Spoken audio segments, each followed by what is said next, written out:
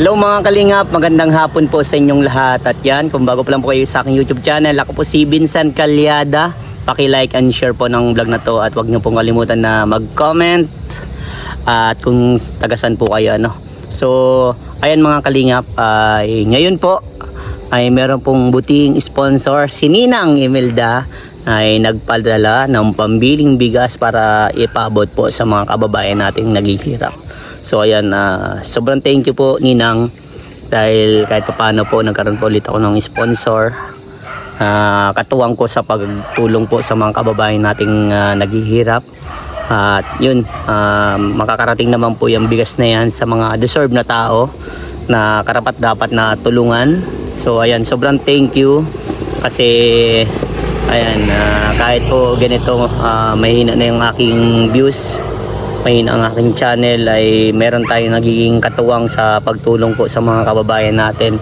Kasama na rin po ang mga viewers dyan na talagang patuloy na sumusuporta po para sa akin at nanonood po ng mga vlog ko. Sobrang thank you sa inyo kasi kasama na rin po kayo sa pagtulong natin sa mga kababayan natin.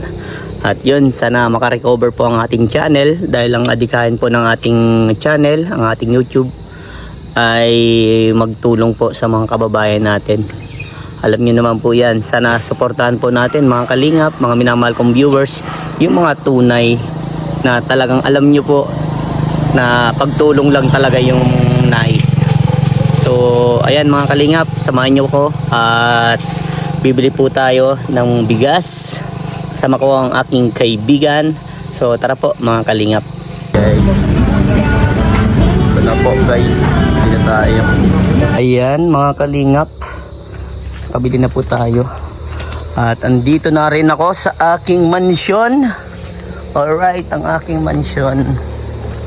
So ayan, nagpapasalamat ako kay Ninang Imelda. Salamat po sa pagtulong, dahil meron na po akong pantutulong po sa mga kababayan natin.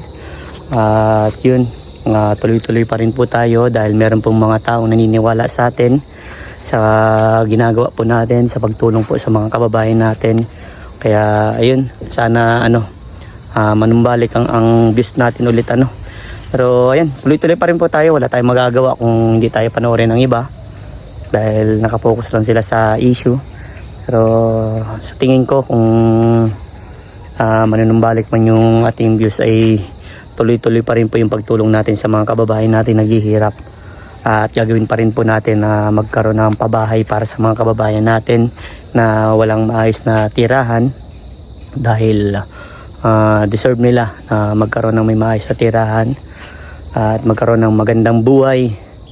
At sa tulong po ninyo yun mga kalingap, mga minamahal nating viewers, na andyan po kayo palagi para gabayan ako sa bawat mission ko, sa bawat pagtulong ko sa mga kababayan natin na naghihirap.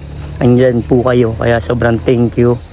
Kaya ayun, tuloy-tuloy lang at huwag tayong hihinto. Habang may nanonood ay tuloy-tuloy lang. Napakahirap po talaga, ramdam ko po, hindi lang po ako ang nakakaranas ng ganitong may mababang views. Halos lahat ng mga kakilala ko, at yun, kami po ay nag-uusap dahil nga sa pagbaba ng views. Meron nga po akong kasamahan na sigurado maghanap ng bagong trabaho. Magre-rest muna siya sa pagbablog dahil nga po sa sa ganito, mahina na po yung views.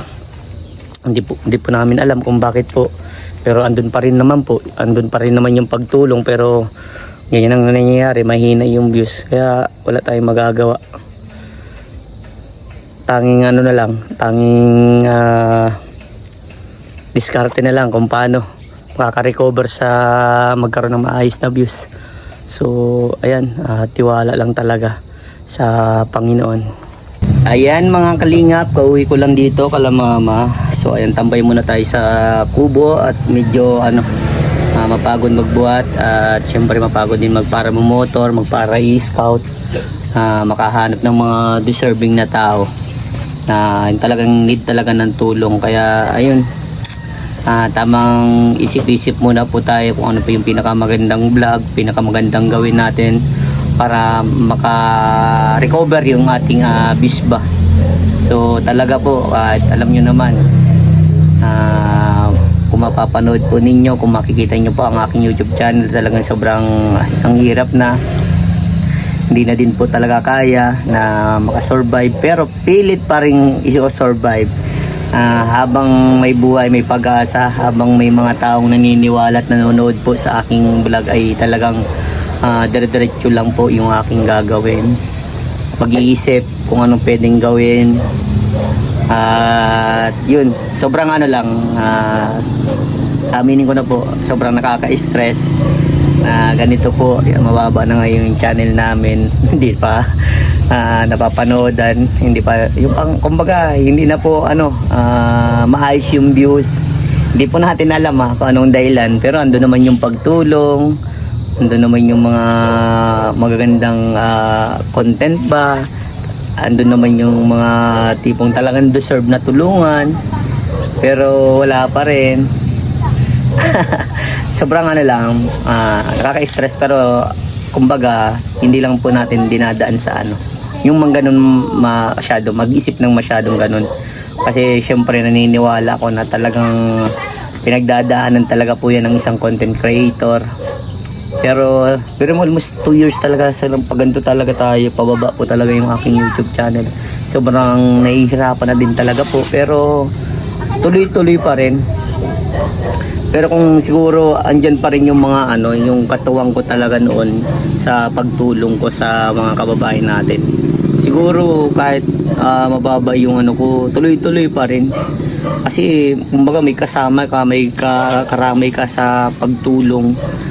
Pero yung parang halos sa YouTube channel mo na kinukuha yung pantulong mo, talagang talaga hindi na sapat yung pangtulong, hindi na kaya nung revenue natin na tumulong sa mga kababayan natin. Lang paunti-unti lang yung naibibigay natin tulong, tapos yung iba questionin ka pa na bakit ganun lang yung naitulong mo, katas-taas ng subscriber mo. Hindi po kasi basehan ng taas ng subscriber yan kung basehan lang talaga po ang taas ng subscriber, bakit hindi nating tumulong na mas maganda.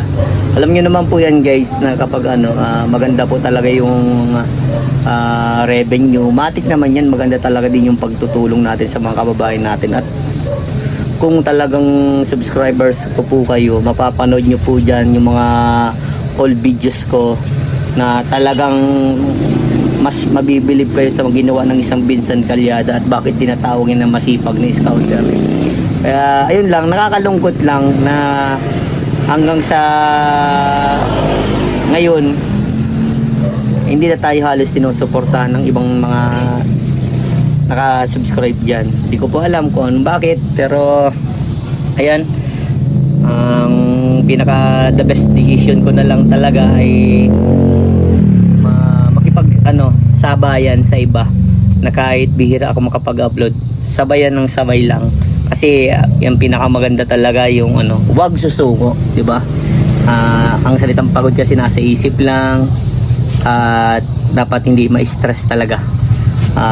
Yun, maraming salamat pa rin sa mga taong nasa paligid ko, yung mga taong talagang nagbibigay ng lakas sa akin. Sa inyo po, Ninang Imelda, salamat po sa tiwala na pinabot nyo po sa akin sa pagbibigay po ng bigas para sa mga kababayan natin na mga naghihirap. Makakaasa po kayo, talagang itutulong po natin yan.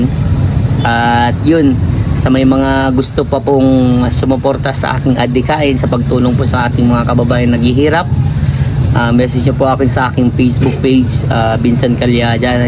Andyan po sa description, pindutin nyo lang po yung link, marerekta na po kayo sa aking Facebook page.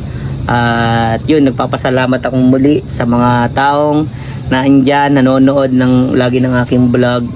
Sobrang thank you po sa inyo. At makakaasa po kayo na gagawin pa rin ni Vincent yung pagtulong sa mga kababayan natin. At sa tulong nyo rin yan, mga minamahal kong viewers. At maraming salamat po sa mga kapanood dito guys, sa mga butihing viewers, subscribers, mga sponsor, mga minamahal nating OFW na naandyan palagi, na nakasuporta sa bawat mission natin. Saludo po si Vincent Calyada sa inyo. Maraming salamat po sa patuloy na pagtitiwala at sa pagtitiyagang panoorin ng aking mga simpleng vlog na alam nyo naman talaga guys, si Vincent Calyada ay talagang tutulong sa abot ng kanyang makakaya. Yun, maraming salamat sa makakapanood nito. Muli, paki-comment kung saan nakarating itong vlog na to. At huwag niyong kalimutan mag-like, share, comment, and subscribe sa mga bago dyan. God bless you all at mabuhay po tayong lahat. Bye-bye po.